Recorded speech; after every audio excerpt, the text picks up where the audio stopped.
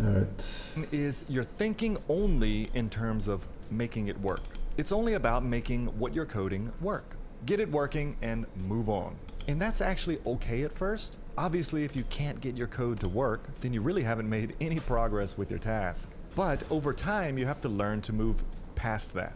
And in actuality, it all starts before you even write code. When you're assigned a task, instead of just firing up your text editor and coding and making it happen, you need to make a number of observations first. Get a notebook, lay out what you're building, what it is you're building, what your requirements are, which often leads you to gathering more information that you didn't know, that's important, and ultimately having a clear understanding of what it is exactly you're doing. And once you have this mental process of what you're doing, think about how it fits in the current code base, like what constants or existing code you can Top tie right, your code vibe to coder. keep I don't know what that from means, reinventing man. things. I don't And know then what vibe consider is. the I mean, I know what vibe readability is. of your code, The word the vibing. maintainability of your code, and the scalability of your code.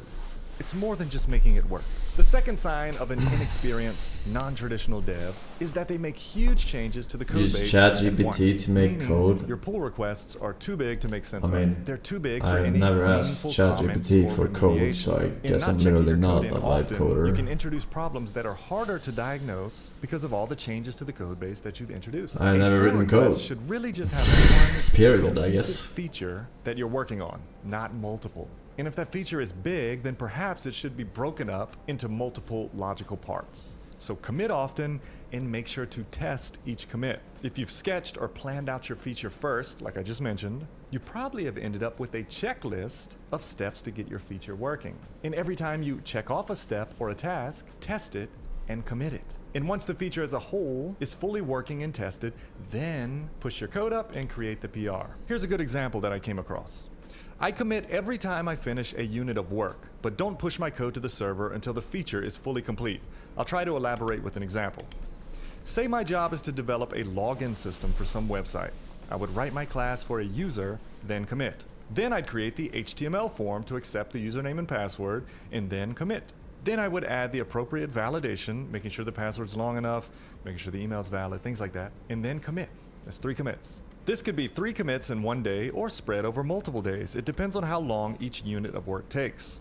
Once everything is done, I would then merge my development branches into master and push to origin. You actually don't want to do that. You want to push up your branch and create a pull request to be reviewed and then merged into master by somebody who approves that. I would never, ever push code that would cause a crash or break the build for a project. Obviously, especially if you're collaborating with others. So if you're in the middle of writing a class but haven't finished typing out a function, don't commit until everything is done and you can successfully build. So if you planned out your work and have some sort of checklist, you would commit at each check mark. The main thing here is don't write a bunch of code and then push it all up at one time. That's a no-no. Number 3 is that you're always learning new programming languages or frameworks. I think all of us have fallen victim to this. Whether it's the hype of a certain technology, or you just decide one day that you want to master something completely new just for the challenge of it, it's really a vain pursuit. Why?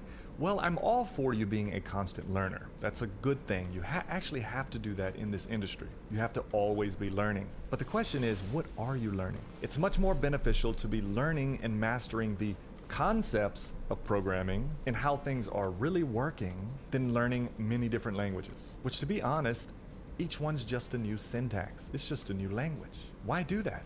If you really understand the concepts that underlie programming... Because some jobs require you to be proficient in different programming languages. So it's like, it makes sense to have that in your arsenal. You know, if you ever want to swap to another studio or another project or whatever. Either way...